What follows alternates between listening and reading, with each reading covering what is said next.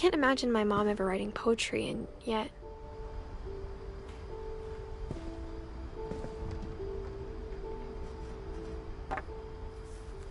A poem for Gus, who always said the wedding was a bad idea. Our father never hit us kids, at least not very hard, before the day my brother said with teenage disregard that he'd be dead before he'd see a wedding in our yard.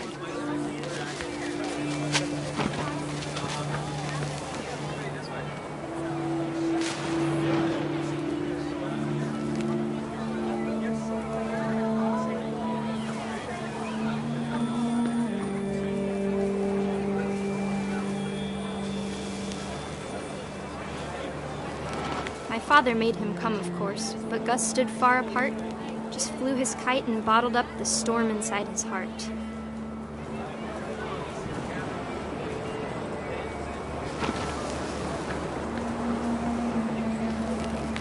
I tried to talk him out of it, but though he'd never met her, "We don't need a stepmom," were the words that I now pronounce you husband and wife. You may kiss the bride.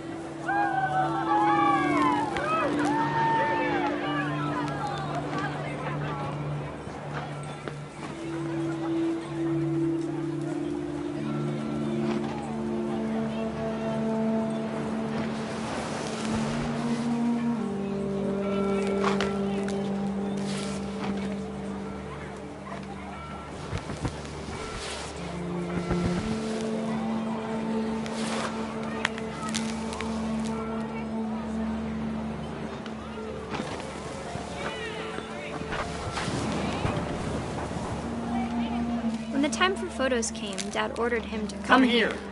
But Gus declined, and as a sign held up his middle finger.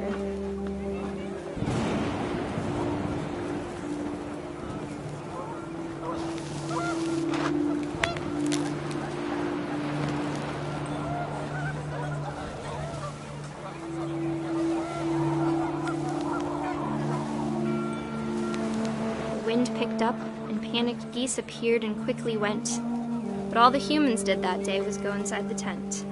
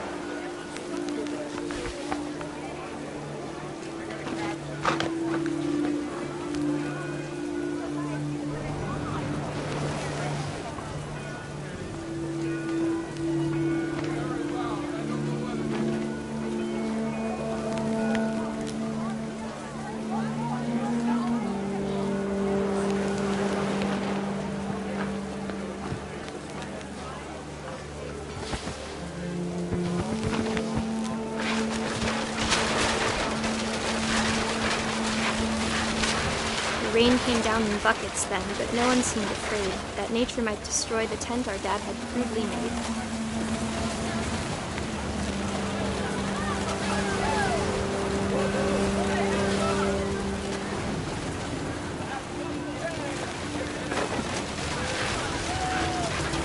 The thunder sounded much too close and full of angry power, but all my father said to this was, "Make the music louder."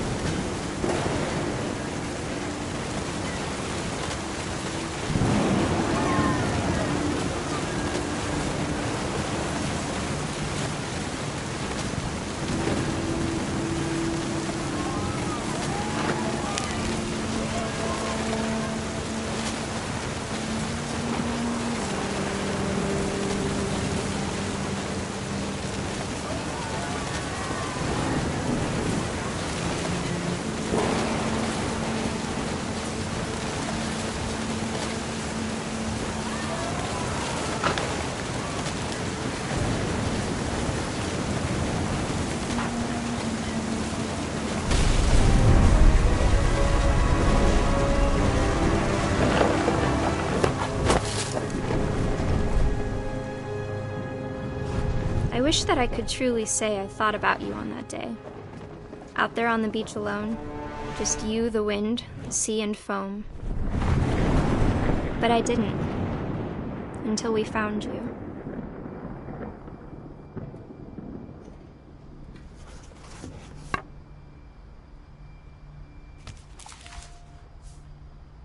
She never talked about him, but Mom told me once if I was a boy, they were going to name me Gus.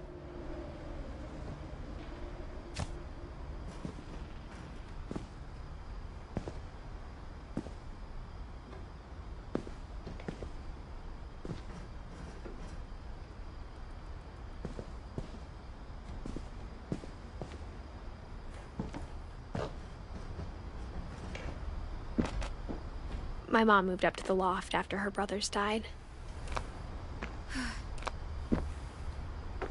At the time, it was as far away as she could get.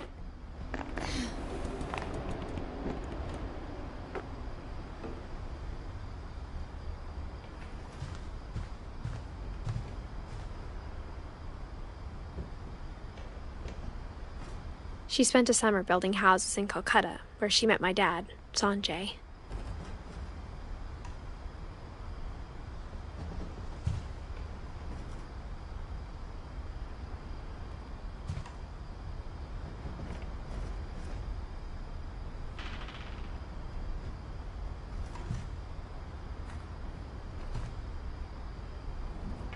My mom moved to India a week after graduation and got a job teaching English. Louis was born a year later.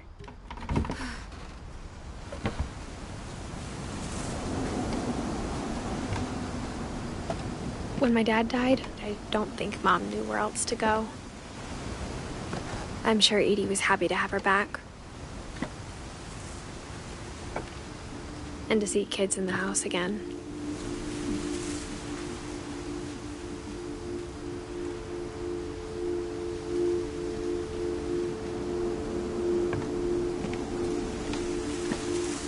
The house had to get a little bigger, but Edie was used to that.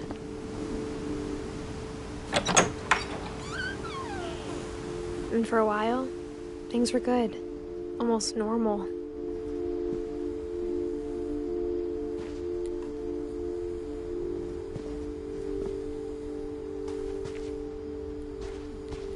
But it didn't last.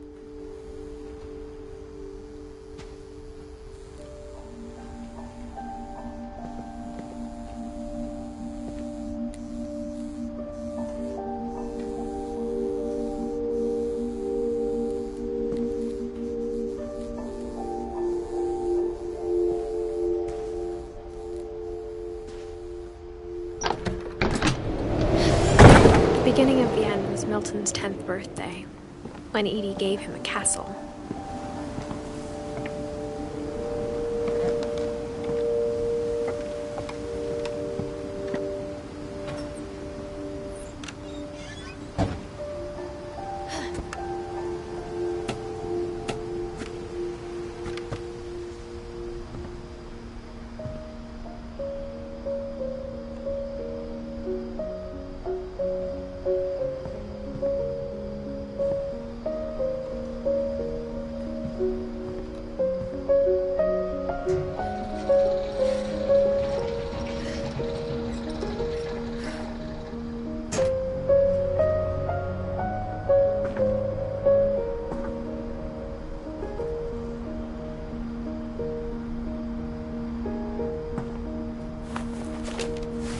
Milton Finch in The Magic Paintbrush.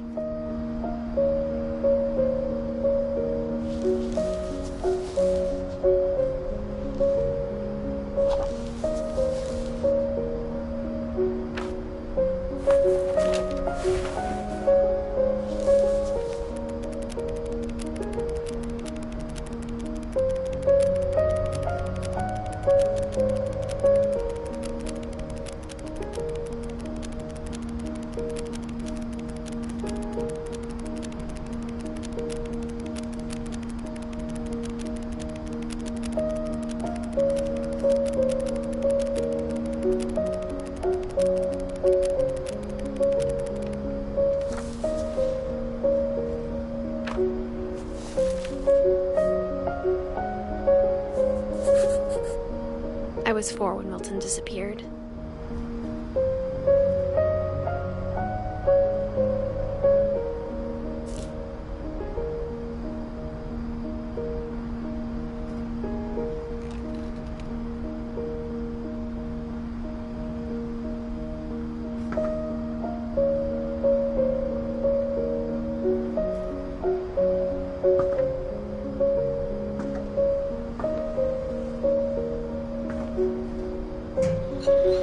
Mom spent months searching for my brother. Then she sealed the doors.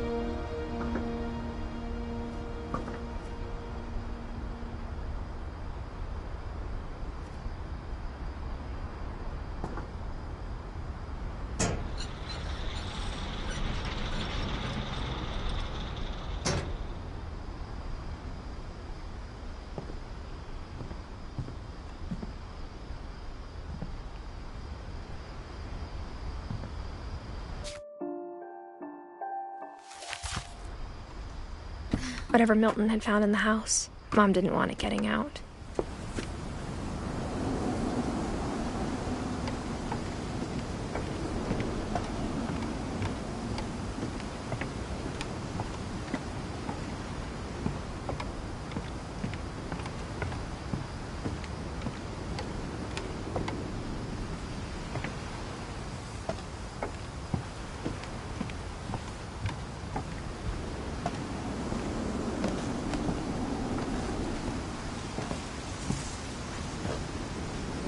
Mom definitely blamed Edie, but I think Louis blamed himself. After he graduated, he just spent more and more time in his room, until Mom got him a job at the cannery.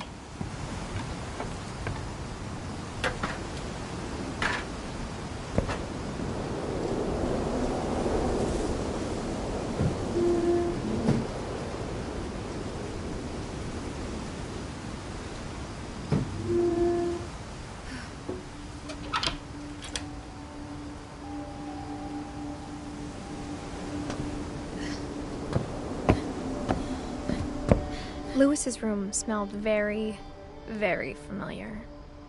That part of him lived on.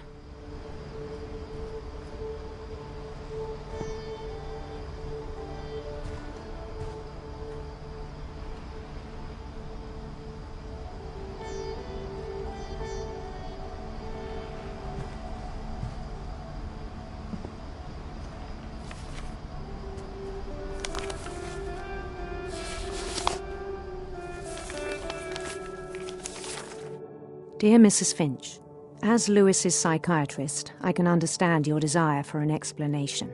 As I see it, the trouble began in January, shortly after we convinced your son to seek treatment for substance abuse. Newly sober, I believe Louis first noticed the monotony of his daily life.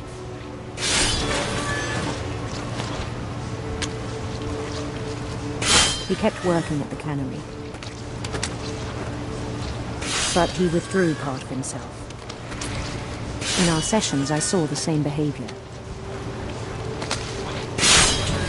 His mind began to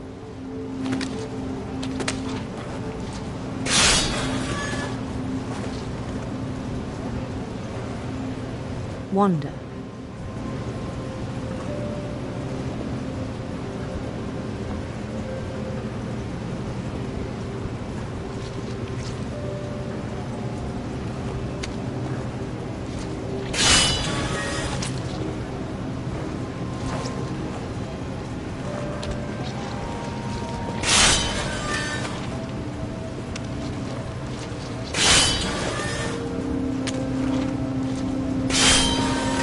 I asked him to describe it. He said he started small, imagining a labyrinth. he'd feel his way about. Then something moved.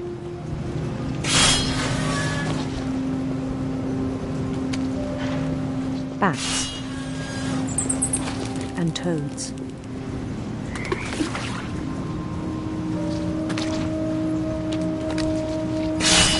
And things that have not names. He knew it was all in his head.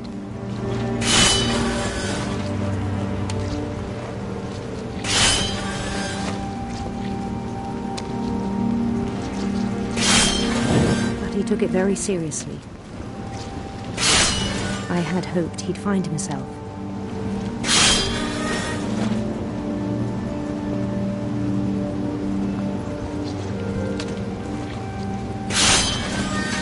But he found something more.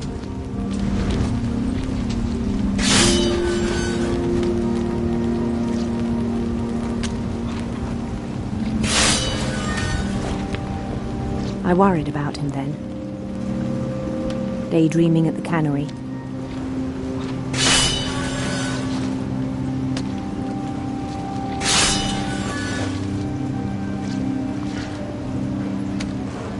I spoke with his boss, but he said Lewis had become a model employee. Methodical, tireless, focused.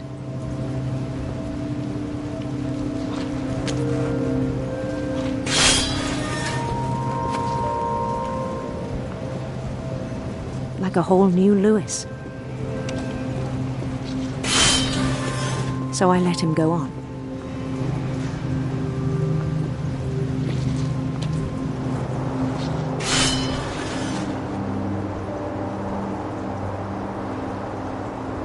I even encouraged him. It seemed very promising at first. He told me he'd made a new friend.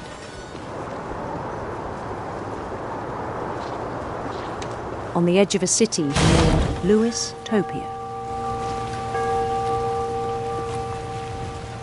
He built the city up slowly, brick by brick. Then he made musicians.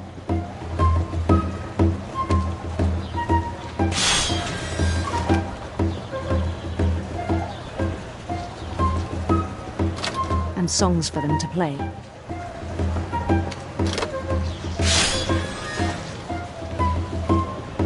He talked about starting a band. And he was always humming something. Every day his imagination grew stronger.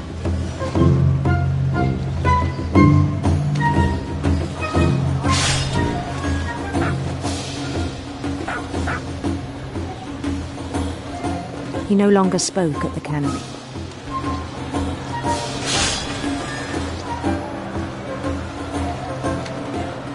But his chopping was as reliable as ever.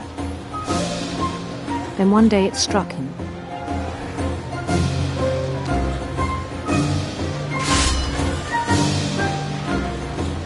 That all the cheering crowds, even the stones under his feet,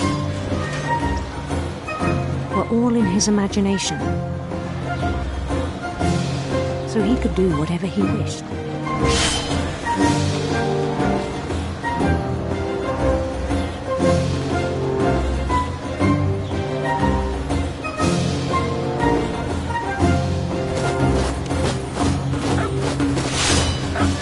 He held an election for mayor.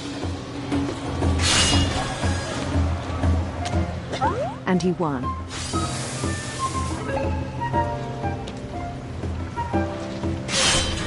They begged him to stay, but his mind was already wandering. It became a game for him.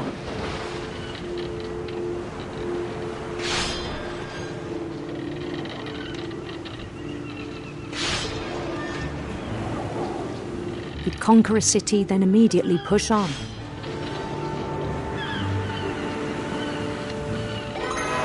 New Louisville.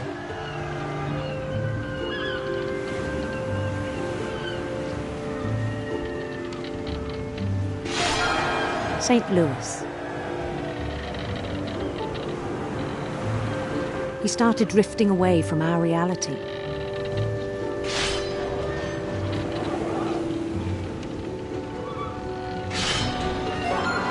Minneapolis.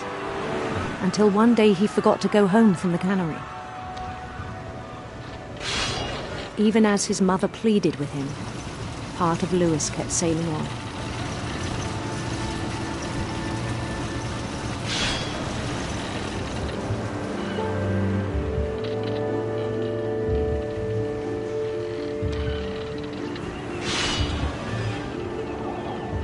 In Lewisburg, he heard rumors of a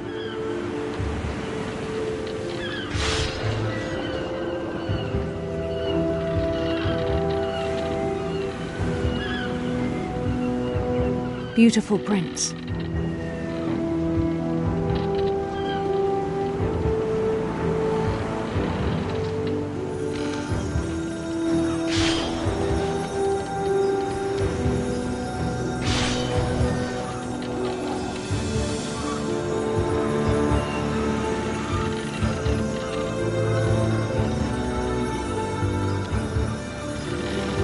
The prince was on his own quest for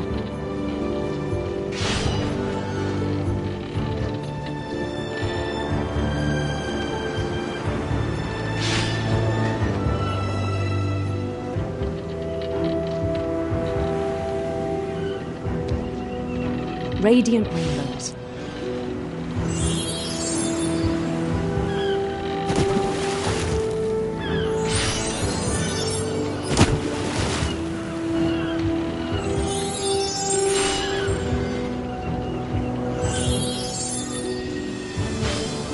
He followed the sound of his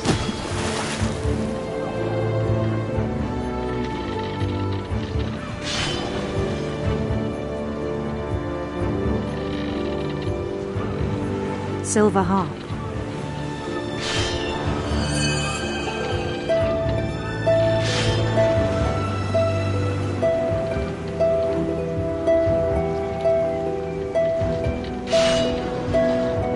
His chase led him to a golden palace east of the sun and west of the moon. Even then, his logic remained sound.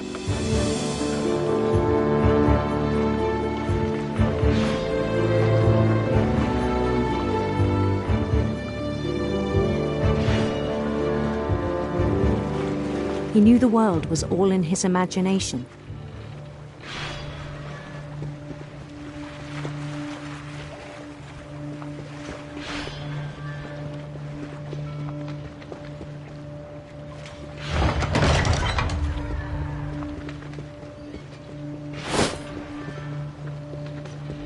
But he was so proud of having created it.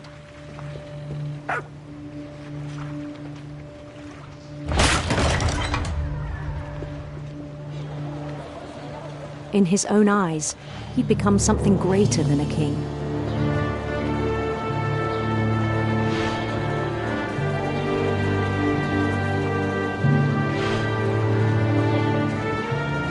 For someone who'd never known success in the real world, I think it was overwhelming.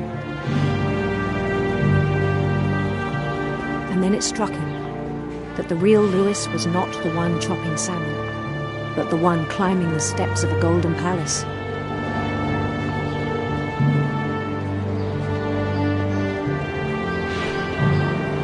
My imagination is as real as my body, he told me. It was hard to argue with him.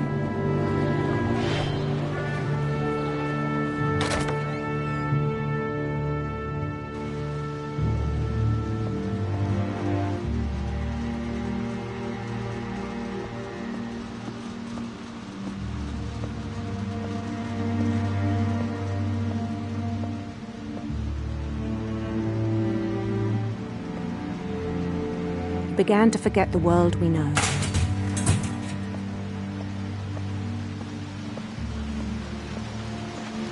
I think it pained him to remember Lewis, the cannery worker.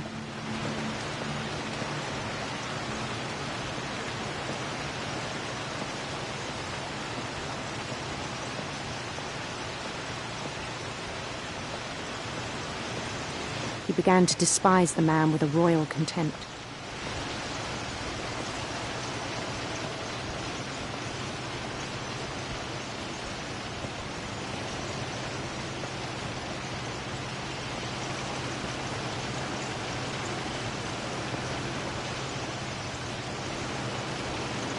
I still thought I could save him. Even after he said he was being crowned king over all the lands of wonder.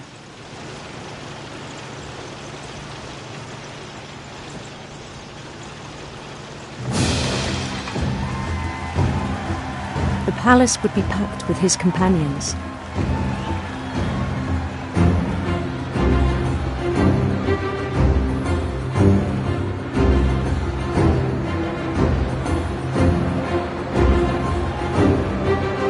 Including the wise Calico who had insisted on inviting me.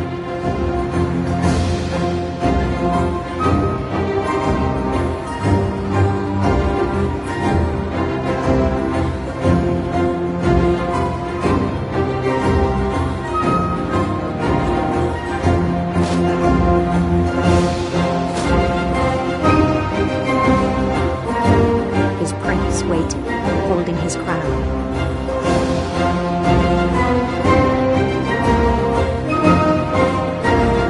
There was only one thing left to do.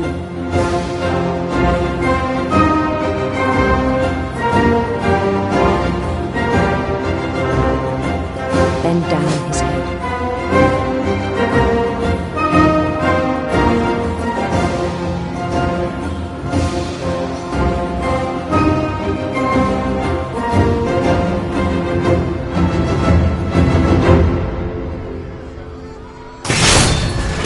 I think you know.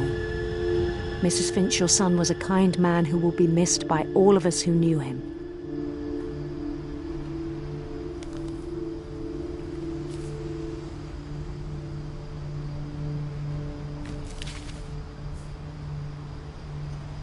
My brother was really cool. I wish you could have met him.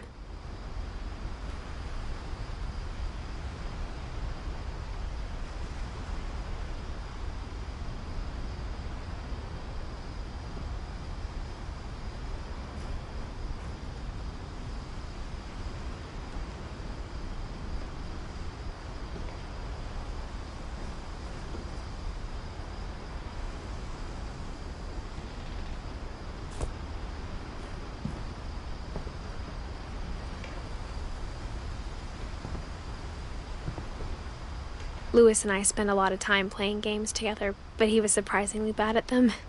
He died a lot.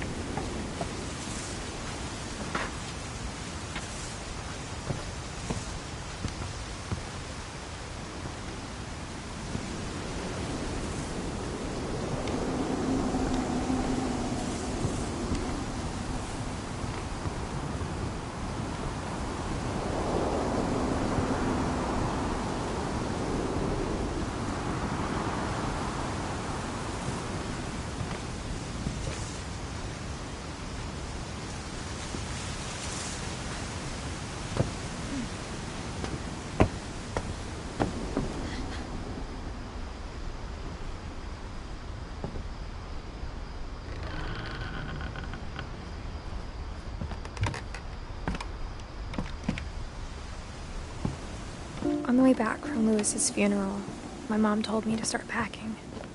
She waited until the day before we left to tell Edie. I'm not sure if she wanted to make it easier or harder.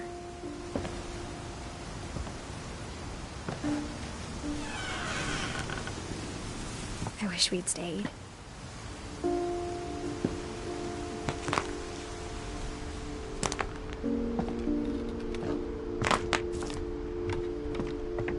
But I understand why we left.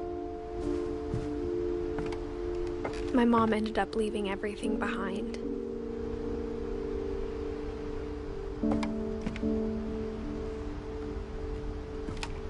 What happened that night had been coming for a long time. Maybe it should have come sooner.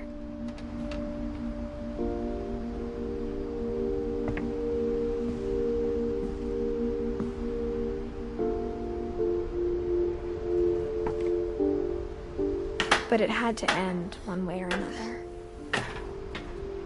All that's left now is to tell you about that last night.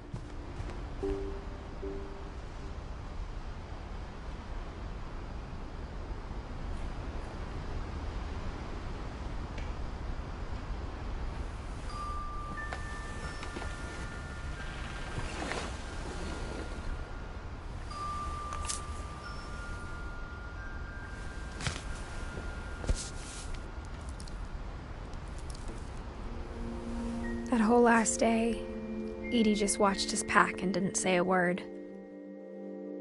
Until supper, when she raised her glass and said, "To our final night together, and all our final nights apart." Grandma, you know what I said about alcohol. Some of your medications are very Edith, specific. I left a present for you in the hallway. Why don't you go open it? The grown-ups have to argue now. I'm sorry, you're right. We're all leaving tomorrow. Let's just enjoy our last... I'm not leaving. Edith, you're excused.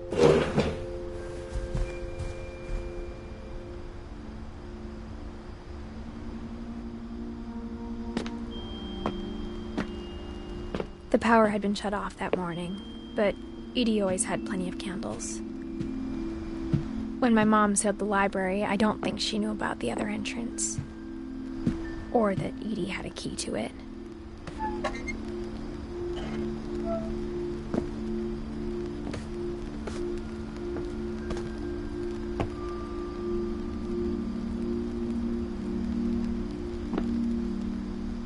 That thing you're afraid of isn't going to end when you leave the house.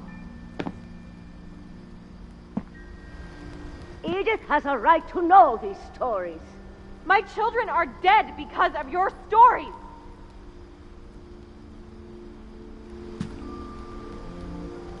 I think it's best if Edith and I leave tonight.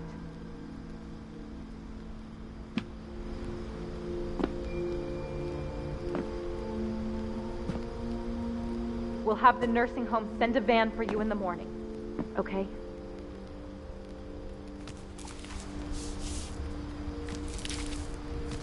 Dear Edith, there's so many stories I wish I could tell you, but there's only time for one. This is about what happened on the night you were born. That night, the tide went way, way out. It was the first and last time I ever saw the old house aground. There'd been an earthquake out in the middle of the ocean. They called it the lowest tide in 1,000 years. God, it smelled awful. You know, I've seen that house every day of my life.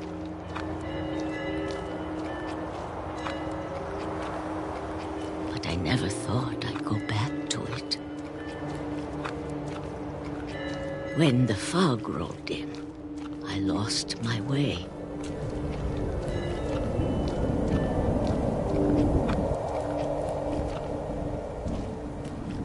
I got turned around.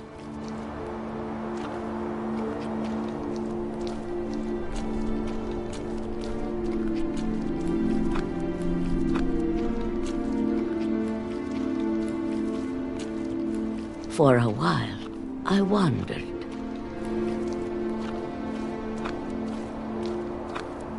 I started seeing things.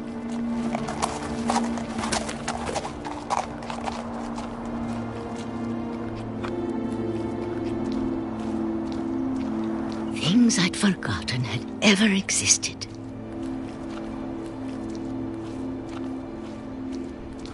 But when I saw them, they felt like old friends. That night, a lot of things came back to me. Or maybe I came back to them.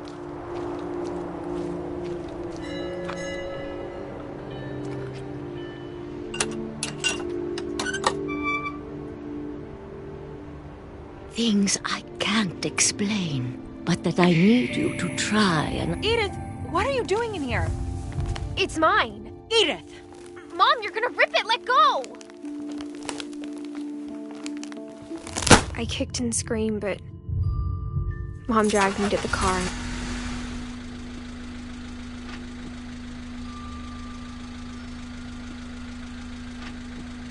I never saw Great-Grandma Edie again.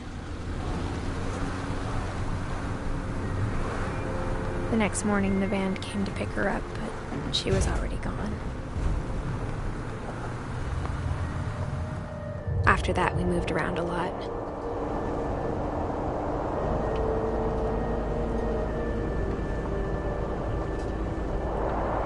We both tried to make the best of it.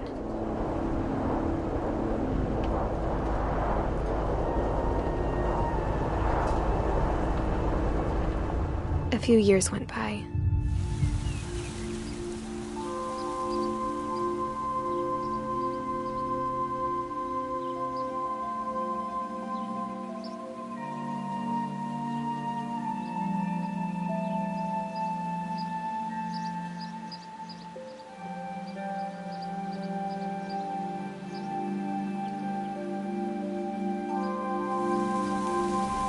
My mom didn't like to talk about it. But she started getting sick a lot. The rest happened pretty quickly.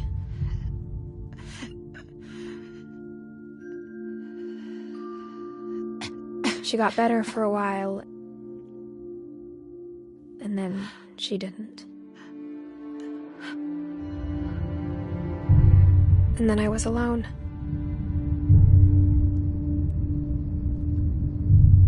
The last Finch left alive.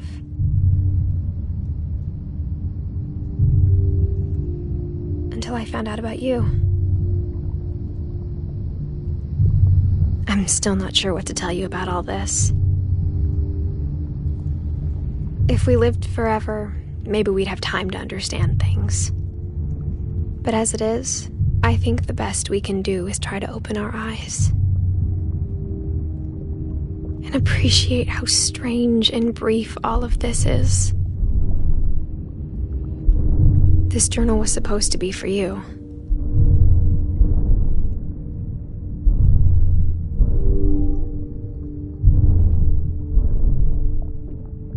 But now I hope you'll never see it. I just want to meet you and tell you all these stories myself. But I guess if you're reading this now, things didn't work out that way.